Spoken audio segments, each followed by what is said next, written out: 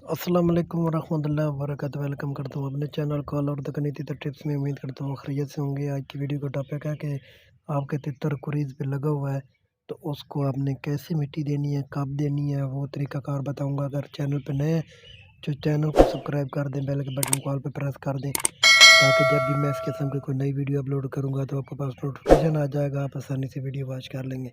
तो video start करते हैं। सबसे पहले आपने करना क्या है कि अपने तितर को जो मिट्टी देनी है वो ना ज़्यादा ठंडी हो ना गर्म हो। ठीक है, आपने काले तितर को आपने खुश्क मिट्टी देनी है।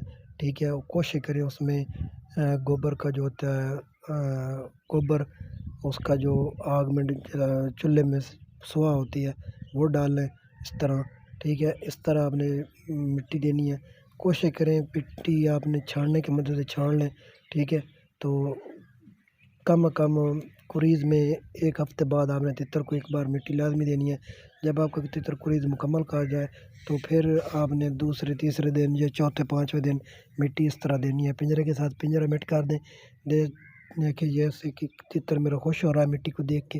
ठीक है, फिर खेलेगा। ठीक है, आपने तितर को मिट्टी इस तरह देनी है, ना ज़्यादा ठंडी हो ना ज़्यादा गर्म हो। इस देंगे तितर इंशाल्लाह कुरीज़ भी बहुत ज़बरदस्त करेगा और जो उसके पर अटके होंगे वो भी गिराना स्टार्ट कर देगा। और तकरीबन 15-20 मिनट पड़ा रहे, ऊपर कवर कर देना, रख दें। फिर आपने 15-20 मिनट के बाद आपने तितर को निकाल लेना, तो पहले वाले पिंजरे में डाल दें। ठीक है, इंशाल्लाह आपका तितर मुकम्मल जल्दी खुरीद करेगा और इसके पर चमकीले होंगे, बहुत ज़बरदस्त होंगे। वीडियो अच्छी लगे तो वीडियो को लाइक और शेयर करना। चैनल को सब्सक्राइब नहीं किया तो चैनल को सब्सक्राइब करना। मिलते हैं नई वीडियो के साथ। अल्लाह नेगहबान।